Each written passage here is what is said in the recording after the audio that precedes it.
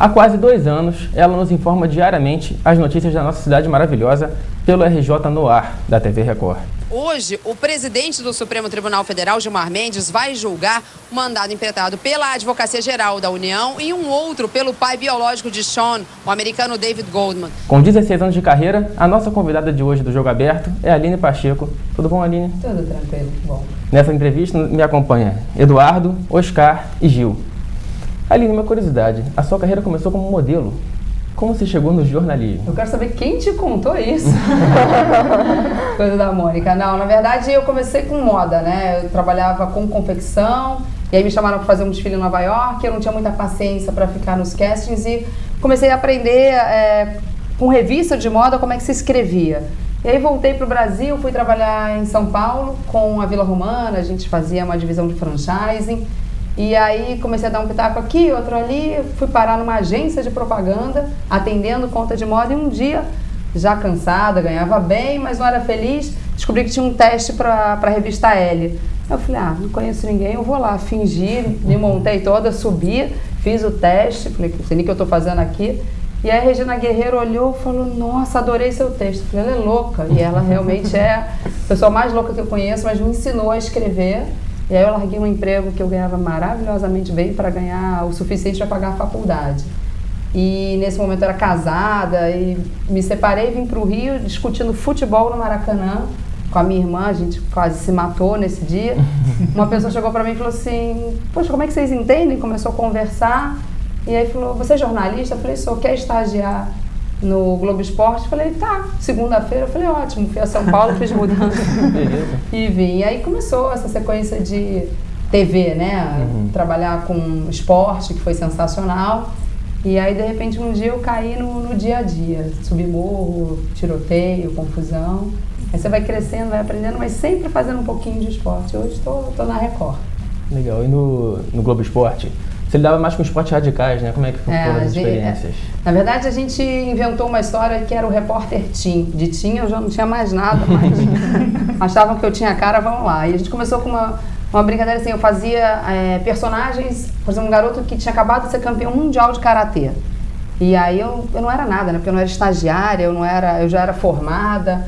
Aí eu fiz a matéria, fui para Búzios, de repente estou lá, foi pro ar. Aí deu certo, a gente começou uma coisa mais assim, mais solto, né? Um pouco que a Dani Monteiro faz hoje, a gente começou brincando na época. Aí andei de skate, peguei onda com Rico de Souza, fui voar de parapente, acabei 4 anos voando sozinha mesmo. Fui fazendo essas coisas mais radicais. Hoje que eu tenho filho, eu não faço mais nada, nem o pezinho do chão sai, fica ali.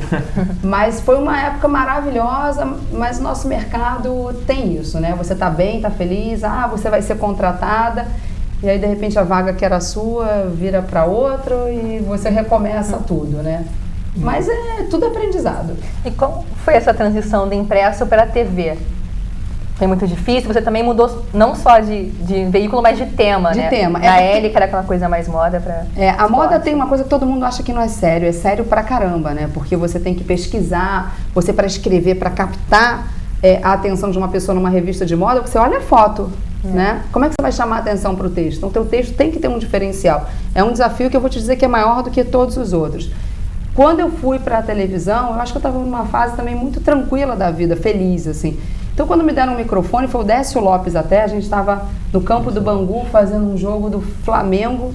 Foi sensacional, porque eu não via a bola, ele era míope, eu também, a gente só descobriu a bola quando veio na nossa cabeça. Aí ali ele falou assim, pronto, você está preparada, teu batismo foi sensacional. Eu não tive muito tempo para pensar nisso, como é que eu saio daqui para lá. A diferença da TV é que o teu texto, ele começa a ser mais, ele solta mais, porque você não tem uma lauda, você tem 1 minuto e pouco. E foi aí que, graças ao que eu aprendi com a Regina Guerreiro, essa coisa do texto solto, quando eu vim para a TV, eu tenho uma coisa que é minha, eu não escrevo.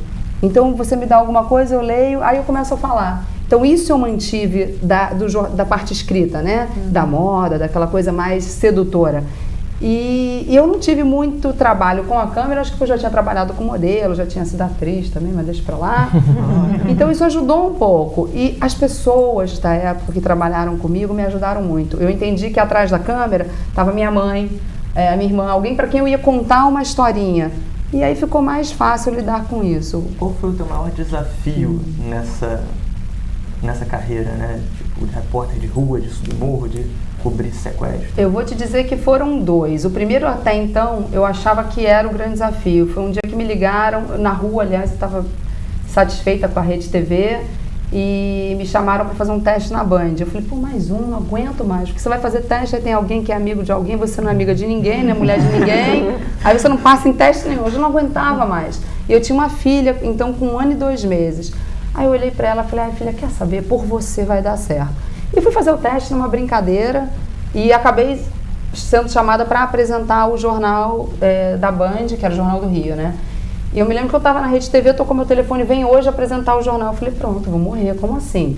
E aí eu cheguei e tive que apresentar um jornal que eu não sabia nem como é que era. Tinham 2 câmeras, eu falei, olhe para qual? E esse foi um desafio muito complicado, porque era um desafio pessoal, era uma coisa que eu devia à minha filha, entendeu? Que nem sabia o que estava acontecendo, mas estava sentadinha lá. Então eu sempre achei que esse foi o desafio assim, mais complicado, que é você lidar com um público, né? Você está fazendo uma reportagem, você erra, você para, mas ao vivo, como é que eu vou lidar com isso agora?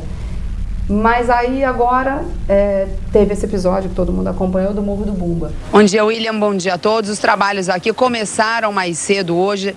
Desde as 6 horas da manhã, os bombeiros estão concentrados nesta área aqui na parte baixa, buscando o que seria uma última informação passada por eles agora, um único corpo que restaria a ser encontrado.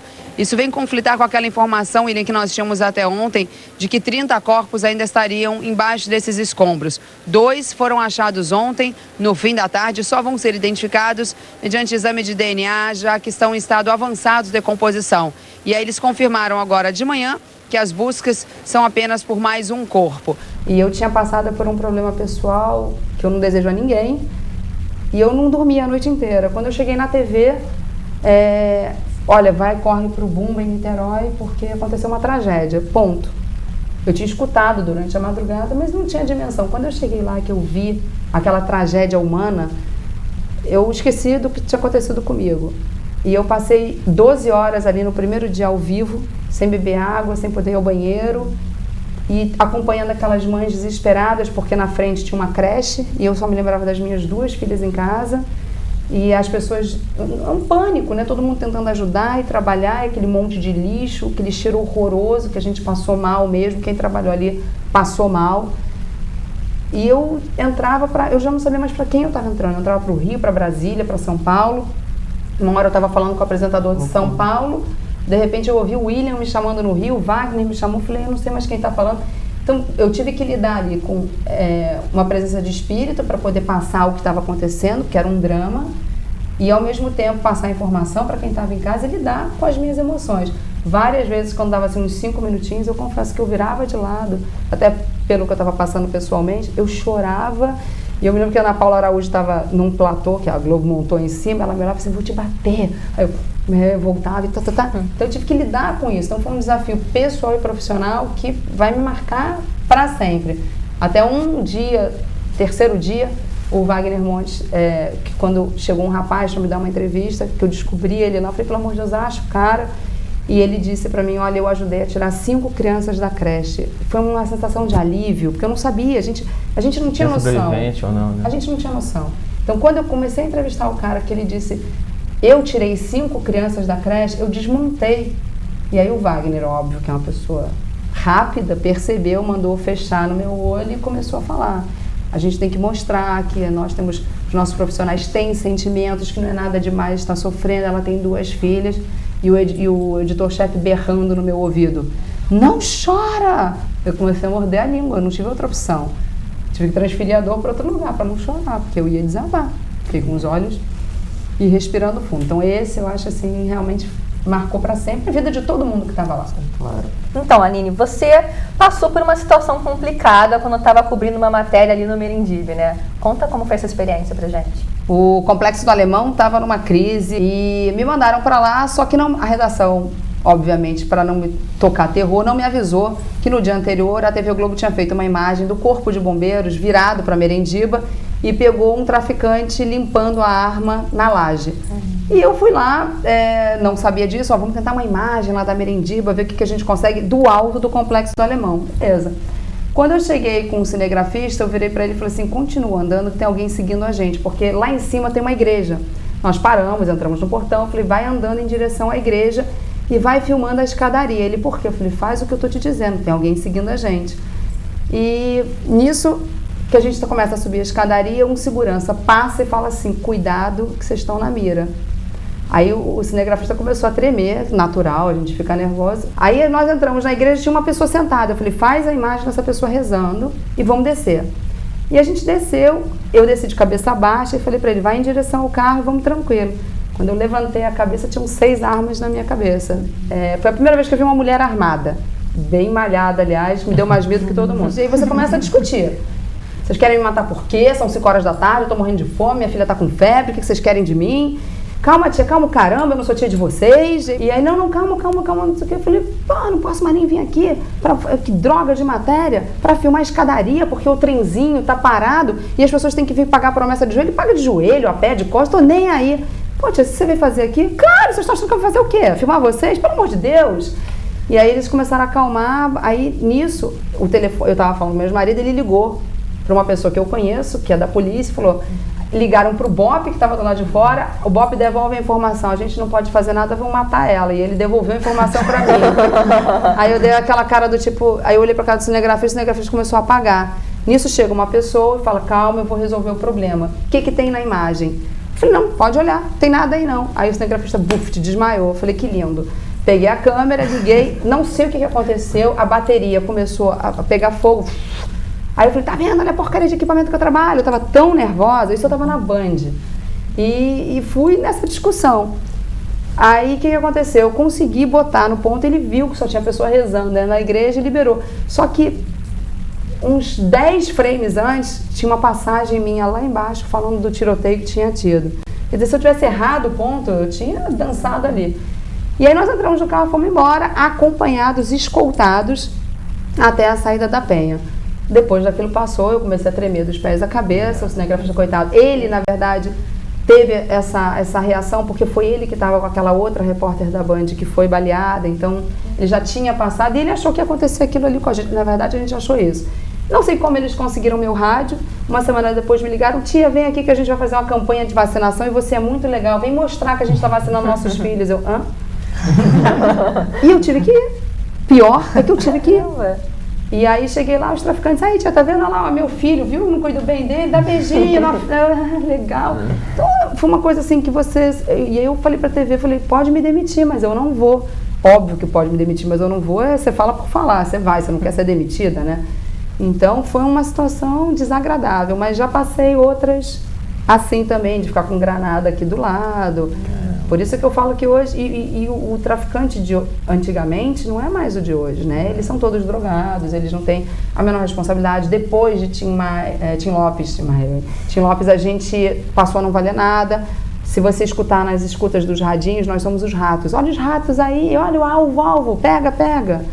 Então eu passei até medo, natural.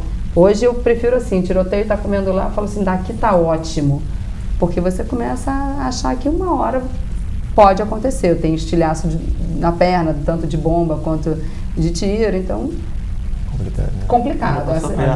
Por isso que eu agradeço todos os dias quando mando fazer uma OPP, eu falei, vamos, essa matéria é excelente. Isso aí. Aline, o bate-papo tá bem legal, tá bem interessante, mas infelizmente está chegando ao fim. Queria te agradecer em nome de todos os colegas pela sua presença. E te convidar para voltar aqui qualquer dia para a gente continuar. Já que eu falo um pouquinho, né? Conversando aí sobre jornalismo, sobre essa realidade aí que, no fundo, é a realidade de todos os telespectadores, né? Muito obrigado. Com certeza eu volto, só chamar. Obrigada a vocês.